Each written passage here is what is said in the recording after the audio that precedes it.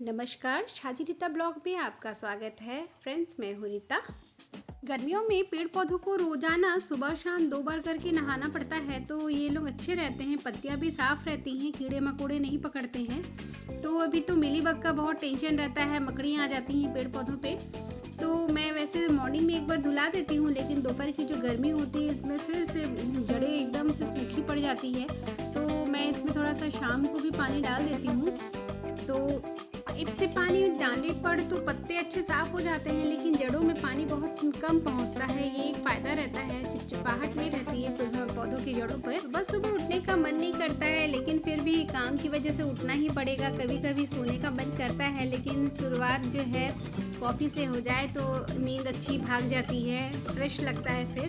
तो वैसे सुबह सुबह कॉफ़ी पीकर मैं खाना बनाना शुरू कर दे रही हूँ। लंच के लिए मैंने 2-3 आइटम बनाने हैं। चाय के साथ बैठकर हम दोनों यही डिस्कस करते हैं कि क्या लंच बनाना है, सारा दिन का क्या प्रोग्राम है, तो वो भी डिस्कस हो जाता है। और साथ में 10-15 मिनट बैठकर गप्पे भी हाँक लेते हैं।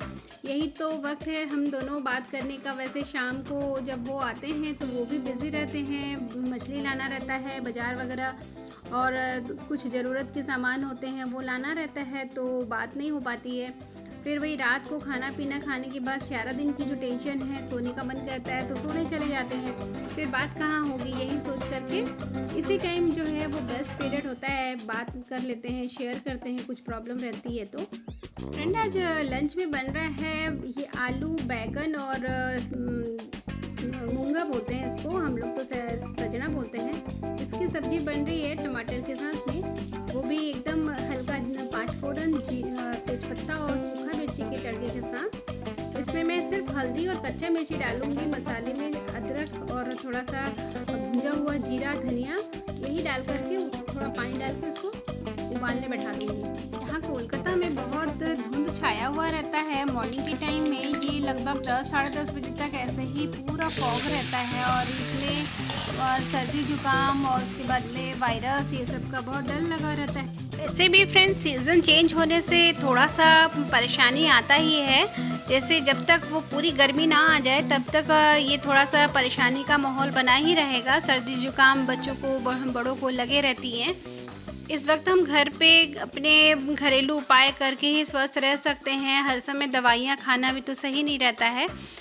हर समय कुछ ना कुछ खाने में इस तरह का कुछ रखे। जैसे हमारे यहाँ बंगाल में गर्मियाँ आती है तो लोग नीम पत्ते और बैगन को भूंजकर खाना शुरू कर देते हैं। नीम पत्ता तो कॉमन, सभी बंगाली परिवारों में नीम पत्ते खाए जाते हैं।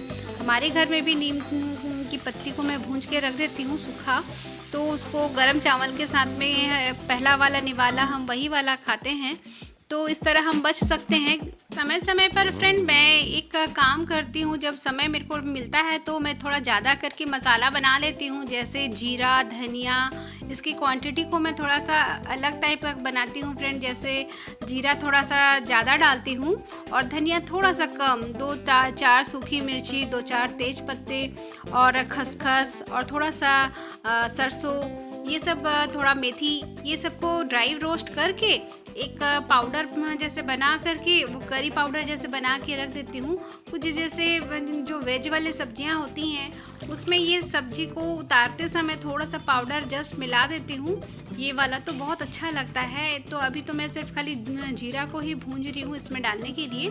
तो रोज़ाना जो सब्जियाँ बनाते हैं उसमें तो हम जीरा, तेजपत्ता और सूखा मिर्चा इसको भूंज करके पेस्ट करके डाल सकते हैं, तो अच्छा लगता है।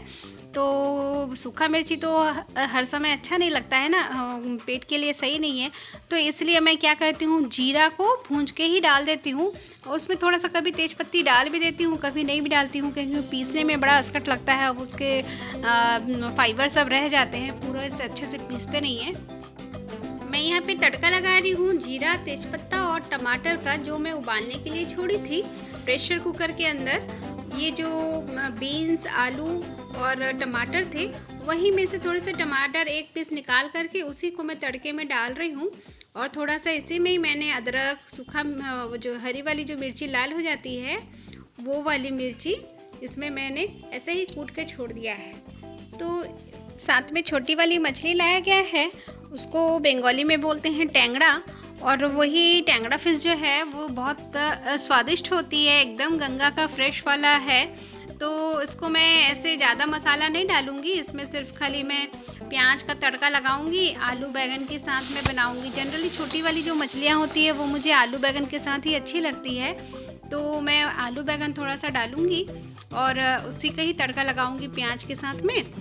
बीन्स की सब्जी हर समय थोड़ा सा कम मसाला हो तो अच्छा लगता है। अब ज़्यादा मसाला खाने वाले लोगों को अच्छा लगता होगा, लेकिन मुझे हल्का वाला ही अच्छा लगता है, तो मैं हल्के से ही इसको बनाती हूँ और कम तेल में हो जाता है, इसलिए मैं इसी तरह का ही बनाती हूँ। घर में कम तेल का थोड़ा चलन इसलिए भी है क्योंकि जब मेरी बच्ची छोटी थी तो उसको एक बार टाइफाइड आया था और टाइफाइड में चारों जर्म्स उसको पकड़े थे, तो इसके बाद से डॉक्टर ने तेल अवॉइड करने के लिए बोला था। तो मैं बहुत कम तेल में खाना बनाना जब शुरू की तो बड़ा अजीब लगता था, लेकिन फिर धीरे धीरे मैंने बोला कि नहीं, जब डॉक्टर ने कहा है तो कुछ अच्छा ही कहा होगा, तो फिर मैं धीरे धीरे बनाना शुरू की स्टीम करके तड़का लगाने का। तो स्टीम करके तड़का जब लगाते हैं तो 1 चम्मच तेल भी उसमें डालती नहीं थी, बहुत कम तेल में, जितना कम से कम तेल दिन डाला जाए, क्योंकि बच्ची का सवाल था। तो मैं 1 कढ़ैया सब्जी बनाती थी और उसमें 1 चम्मच तेल डालती थी, तो तब से मुझे ये आदत हो गया है कम तेल में खाना बनाने का। तो ये एक मैनर है कि हम उसको बनाएं और खुद ही खाएं शुरू में, फिर बच्चे को दें।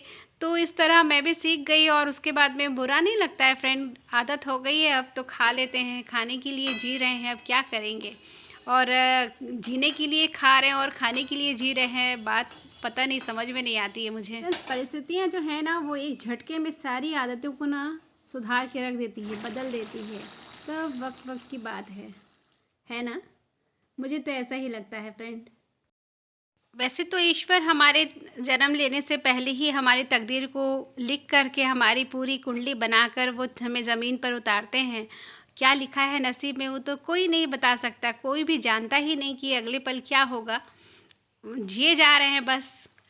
इसी तरह की मैं कई सारी सब्जियां और भी बनाती हूँ, जैसे शलगम की सब्जी हुई और ये बीन्स हुआ, और उसके बाद में कभी कभी मैं पपीते को भी इसी तरह उबाल के बनाती हूँ। लौकी हुआ, स्क्वाश हुआ, इस तरह की सब्जियां मैं ऐसे कम तेल में बनाना सीख गई हूँ, अच्छा लगता है। कभी कभी और भी जो सब्जियां होती हैं ना, जैसे करेला हुआ, इसमें थोड़ा बैगन हुआ, आलू हुआ, ये सबको भी ना कभी कभी मसाला मिक्स करके बनाने से भी बहुत कम तेल में बन जाता है।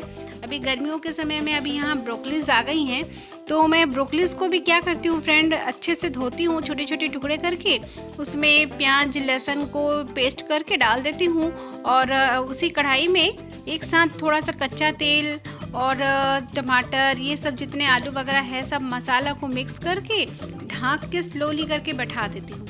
तो इसमें भी बहुत कम तेल लगता है और टेस्ट भी लगता है, पानी वगैरह भी नहीं डालती हूँ एक्स्ट्रा करके। सूखा सूखा सब्जी होता है तो भी बहुत अच्छा लगता है।